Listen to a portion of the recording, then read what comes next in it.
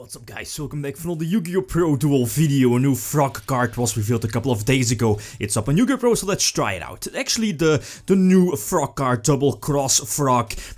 Its effect is quite bonkers, but getting the effect off is quite hard and probably not worth the huge card investment you probably have to make, right? My starting point for the deck was Sekka Mermails, right? But in this case without Sekka, you know, the quote-unquote new pot of greed, but, you know, no Sekka here in the main deck, but other spells like Call by the Grave, for example, the new, what is it? Is it Mimicry? It's not Mimicry, it's like the card here left on Soul Charge. Again, lets you special summon like a level 2, for example, from your deck, so special summoning another Double-Cross from your deck to the field, and, you know, Double-Cross, use its like creature swap effect, swap it to your opponent, and then eventually, if you have exactly 2 Double-Cross Frog on the field, at least on your opponent's side of the field, gain control of all their monsters between both those Double-Cross Frogs. But, you know, there are a lot of difficulties with that. Your opponent can easily play around that. That's why the Kaijus are here in the main deck. Only 3, by the way. Gamma Seals speak for themselves, water type, so again, usable, you know, standard mermail stuff, right? So again, let's see a couple of example games.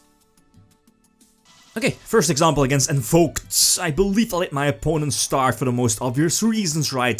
Mermail with a hybrid of frogs is not really the deck that you want to go first. And again, you do have the option to go first, set up Toad, etc, etc. But again, OTK based deck, especially with, you know, the Troymare shenanigans, right? We know that with Undyne being like a 1-card shenanigans. So he starts off, that's definitely an okay field, right? With only 1 hand trap in the hands, Makaba on the field, and that's where the Kaijus can come into play over something like Masterpiece Makaba, special summoning the Kaijus in either, you know, of the middle 3 zones, so both the frogs can be put to the most left and right side on your opponent's side of the field. He did have the hand trap to prevent, you know, the upgrade to summon sorcerers, but some frog shenanigans lets me special summon one of the Double-Cross Frog to my opponent's side of the field. Very nice, you know, at the side of, I believe, the Fire Invoked monster, and then use the extra normal summon of either Swap Frog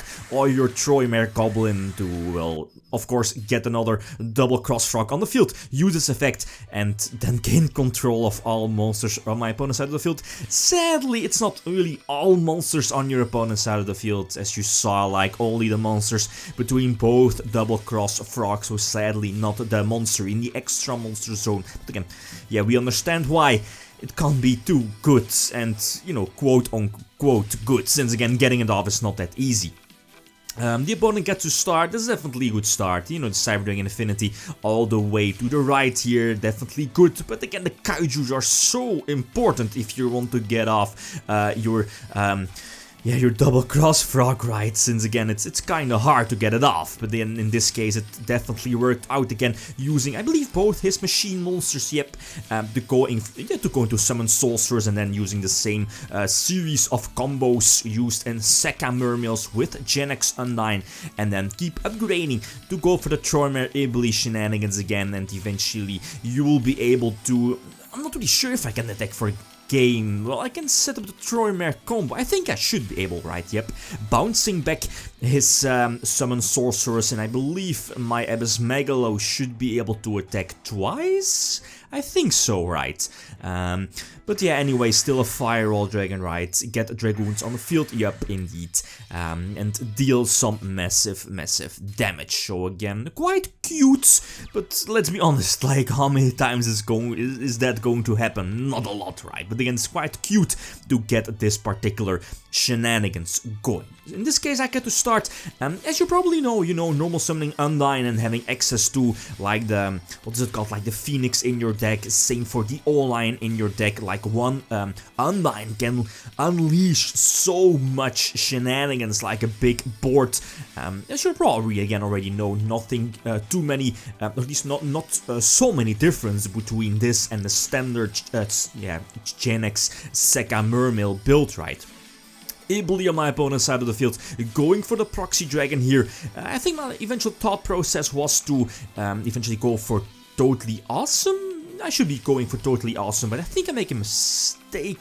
Well, I'm not really sure if I go for No, again, it's probably one of the other replays, right? Going for Griffin, definitely. Ah, no, I was right. There is a totally awesome pet with Griffin, Unicorn as well, and the protection of Cerberus. Yeah, the extra deck definitely needs work, right? As you saw in the deck profile, there are definitely more options to be played in the extra deck, like Borilo Dragon. Not really sure if that's currently in the quote-unquote finalized build, but maybe it should be. Again, it's that extra option to get rid of your opponent's strong monsters, right? And next to this, like, what's it called, Tomahawk, maybe should be in there as well. Maybe some other rank 7 exceeds, but again, that's up to you. So again, all feedback, all suggestions are definitely appreciated. I get to start so opening, and I think you definitely have to, if you're opening, right, you definitely can or have to go for Mulling Glacier. Rip your opponent from 2 cards. In this case, the Cyber Dragon Hertz was ripped, so he can definitely get a search for Cyber Dragon. So that's one of his outs to get rid of the Ibli, or at least get himself out of the Ibli lock. But I think I still have to go for it, right? A couple of pluses, thanks to Dragoons, discarding it off of, what is it called, like the Link 1 Troymare Mermill card, right? Use the, what's it called, the Mimiclay card to, it's an okay card. I mean, special summoning another swap frog from your deck, get the effect right, or special summon like another double cross frog from your deck. It's cute. I'm not really sure if I should at least keep this one in the main deck, since, as you saw, like 44 cards in the main deck is quite a lot. But again, yeah, this build is not really too optimal to go into like a tournament, maybe locals, but you know what I mean, right? Like Sekka Mermills, or not really running the poison or the cross frogs. It's not really needed, right? Well, like, that escalated quickly, what can I do? The Darkhold does force out the Cyber Dragon Infinity. Go for Diva, get the extra summon, and here is where, at this point I was running, I think I'm still running, only 2 infantry indeed, but I think I should main deck the 3rd infantry. But yeah, keep upgrading my Link shenanigans here, and again, the goal behind this was to eventually establish, you know, the mutual link again between Phoenix, Cerberus, Griffin, and the Skulldread indeed. But the biggest problem here was that I used my Mulling Glacier first turn to go for the Link summon, so sacrificing my battle phase. I knew that, but and here is where, like, again, a big problem to this cute gimmicky shenanigans comes into play, is that, well, okay, you can give your opponent like the double cross frog, but if you can't, in this case, can't go into the battle phase, get rid of the frogs that are your opponent's side of the field, your opponent can just use them again, right? So, and steal your field after that if you're not, you know, playing very cautious. Well, anyway, that's definitely a decent field. As you're seeing my extra deck, I think I only have 1 monster left, but going for the Unicorn definitely gets me back in the duel, right? So only his Skulldread is on the field. That's not really a huge threat, since I can just suicide it with my Griffin, but I have to keep track of my own deck as well, not going deck out, right? So again, not really the perfect series of draws. Another extra water type would have sealed the deal, but sadly that was not the case, and he will like survive with a couple of life points left. And as you're seeing is that he will top deck his way out of this one, going, at least having access to instant fusion, top decking the Cyber Dragon Hertz, I believe, Panzer Dragon.